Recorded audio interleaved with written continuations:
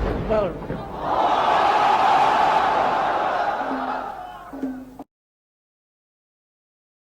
hey, salam friends, welcome back to the channel. So this is actually a special video marking the 40th National Day of Brunei Darussalam. Actually, it has been 40 years since Brunei was given independence by the British 1st January in 1984, but it was not until 23rd February that Brunei ran the whole show as a sovereign state. So sebenarnya menyambut hari kebangsaan yang ke-40 tahun ini, let's have a look, let's have a review on what actually the key messages or titah dari Kebawah Duli Yang Maha Mulia Paduka Seri Baginda Sultan Haji Hassanal Bolkiah Muizzuddin Wad Daulah.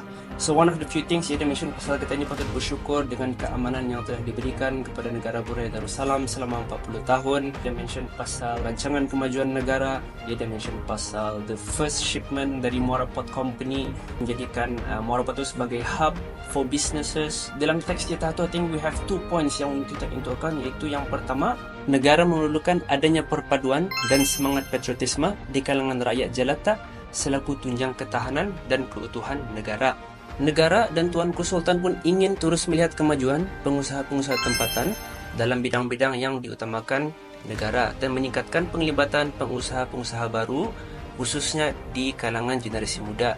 Keyakinan ini terbit dari sikap orang-orang Brunei yang cekal berusaha memajukan diri meskipun ada kalanya berhadapan dengan pelbagai cabaran. 2 points ini bukan saja sebenarnya negara ataupun the Sultan himself mendorong petani untuk melibatkan diri di dalam berbisnes ataupun menguatkan perpaduan petani. Sebenarnya barang ini pun sudah sebenarnya di-mention di dalam Al-Quran sendiri. So I actually found out this video few days ago di mana Ustaz ini menerangkan pasal sesuatu ayat di dalam Quran ini, ia menyuruh petani menjaga perpaduan. Actually, tani boleh compare komuniti tani dan komuniti orang lain. So, I believe this video sangat penting and sangat related dengan hari kebangsaan yang ke-40 tahun ini dan petikan titah yang Kebawah Duli Yang Maha Mulia Sultan Brunei, Sultan Ketani mention baru-baru ini. So, have a look at this video. You're building their empires. They're not building yours. And in fact, even if one of yours is coming up, you want to compete with them and tear them down. Al-mu'minuna wal-mu'minat ba'duhum awliya'u ba'd. By the way, believing men and women are protectors and allies and carers of each other and saviors of each other.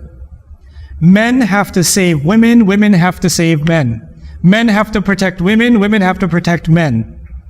Quran says. Because they're ba'duhum awliya'u ba'd, which means a woman is a man's wali too, and a man is a woman's wali too. They're looking out for men, men are looking out for them. There's a reciprocity. وَالَّذِينَ كَفَرُوا بَعْضُهُمْ أَوْلِيَاءُ بَعْضٍ. Disbelievers are wali to each other. The enemies of Allah are wali to each other.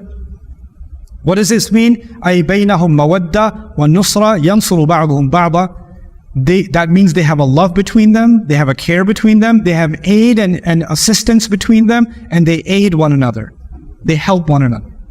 Let me give you a simple example of this in our times.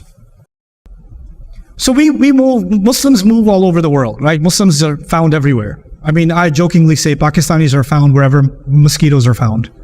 So, but you know, when Muslims move from different countries, what's their priority? Get financially stable.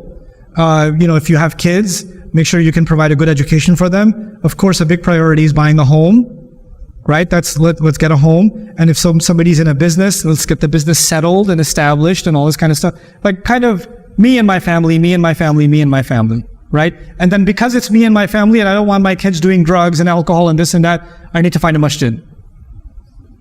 Let's be real. You want to find a masjid not because you're concerned for the ummah. You don't want your kids going bad. So you just, you know, so we're focused on ourselves and ourselves and ourselves. Kind of that's the mentality, right? And even though we make our communities and masajid and centers and things like that, and mashallah, that's there, it's still at the end of the day very hyper individualistic. It's not really caring for one another in this certain kind of way. I go to other communities, non-Muslim communities, non-Muslim minority communities. I notice something. They make sure to do business with each other. They make sure to sponsor young men's educations. They make sure to they spot a young, like, they'll have like a business dinner or whatever, some of the big business people in their community. They'll have a dinner, gala, and some 17-year-old sitting there, and the billionaire will sit on the same table as the 17-year-old and say, "What do you do, young man?"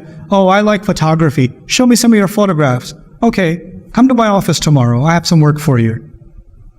They'll give opportunity to each other to build these close ties and to elevate their youth, right? To elevate the next generation. And they'll buy up real estate and then develop that real estate and enhance it. And what do Muslims do?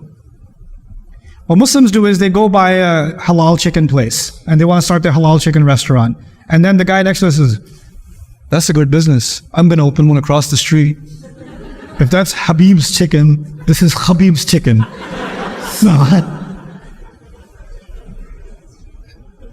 And so, all right, fine. You got 88 grocery stores, restaurants, and they're all lined up now. They're lined up on the same street. This happens in Chicago. This happens in London. This happens in Australia. This happens everywhere, right? We do this. And we did this 35, 40 years ago.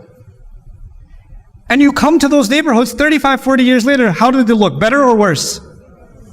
They look worse. They look like they're you walked into a time machine. This place didn't change at all.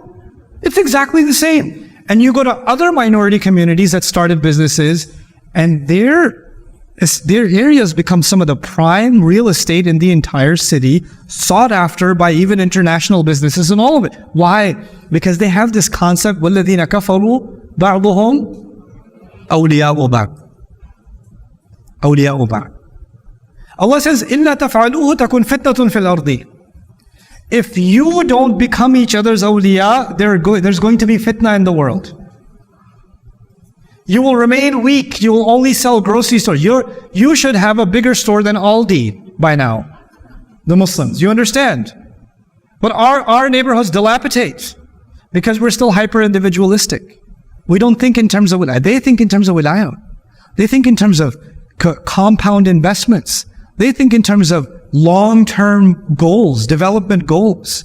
And then when they get big enough, then they don't call the governor calls them.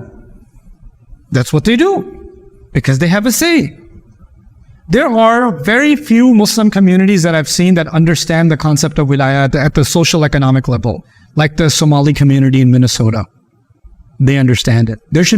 Somebody should do a PhD on that community, because they understood something. They work as a block. They work as a block, and they understood the concept of wilayah. But the rest of us, we don't get it. We don't get it. Like, what's our great accomplishment? We're going to build a giant masjid.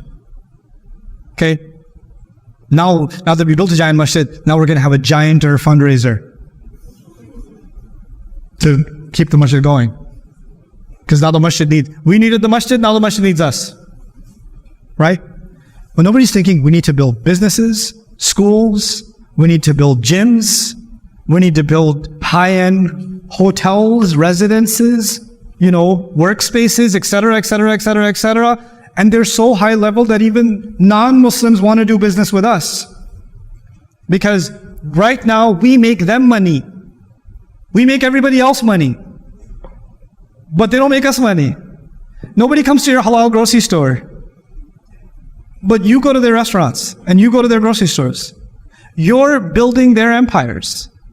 They're not building yours. And in fact, even if one of yours is coming up, you want to compete with them and tear them down. That's what you do. When we read these ayat like, yes, believers are awliya to each other. How are we awliya? Let's make a dua on Facebook. This is our concept of wilayah. Put a crying emoji next to somebody's. It's so artificial. You understand? So practically speaking, when Allah says we are awliya to each other, we need to think deeply about what this means. So there you go. Quran sudah bagi jawapan cumana cara untuk tanya achieve our goal, our vision, 2035 vision as a country. Quran mention build a strong community, help each other, become awliya to each other.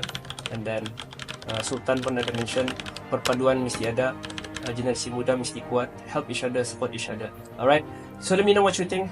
Put your comments in the comment section below. If you haven't subscribed to my channel, make sure you subscribe, like this video, Follow my social media. I have Instagram, I have TikTok channel as well. Follow my Telegram channel. I hope to see you there, and I hope you learned something in this video. I hope to see you on the next video. Alright? Assalamualaikum. Bye-bye.